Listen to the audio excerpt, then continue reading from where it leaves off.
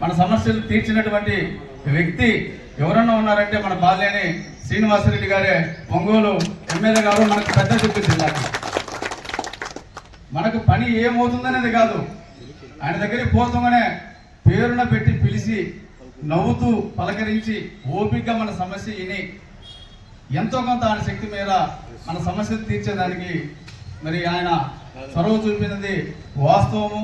అది మీ అందరికి కూడా తెలుసు. ఏ చిన్న సమస్య వచ్చినా వంగులు బోలంపాడి వాసన కడిగంటారు.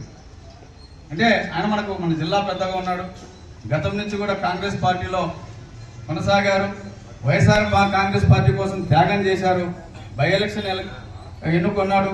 బై ఎలక్షన్లో పోటీ చేశాడు, గెలిచాడు. 2014లో మళ్ళీ పోటీ చేశాడు, ఓడిపోయాడు. 2019లో మళ్ళీ పోటీ చేశాడు, గెలిచాడు. ఈరోజు మన జిల్లాకు పట్టణానికి అజమాయిషి లేని పరిస్థితి.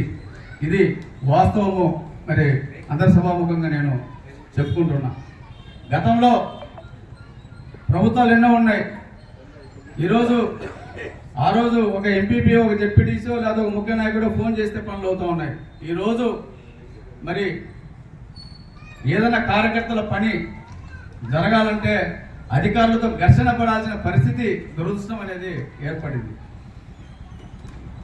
మరి ఇవన్నిటి కూడా మనం ఐకమత్యంగా ఎవరన్నా రాని, అధిష్టానాన్ని ఎవరన్నా నిర్ణయించని, జగనన్న ఆశీర్వాదం ఎవరికన్నా ఇవ్వని మనం ఆయనకు ఒత్తాసు పలకాల్సిందే. ఆయన నిర్ణయాన్ని మనము శిరోధారము చేయాల్సిందే.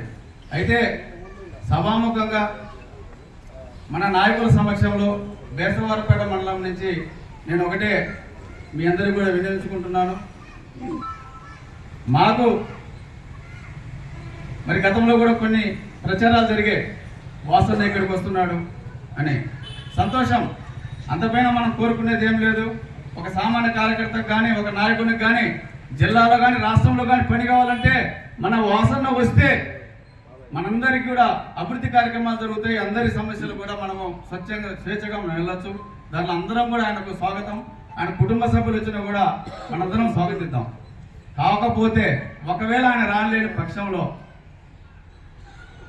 ఎవరైనా లోకల్ వాళ్ళకి శాసనసభ సీటును, ఎమ్మెల్యే సీటును కేటాయించాలని నేను మీ అందరి తరఫున, మరి బేసవారపేట తరఫున, మండల పరిషత్ తరఫున నేను మీ అందరికీ సవినయంగా నేను విన్నవించుకుంటున్నా. దిగుమతులు మాకొద్దు. గతంలో అనుభవించాం. చంద్రశేఖర్ యాదవ్ గారి కాంగ్రెస్ తరఫున మనకి టికెట్ ఇచ్చారు.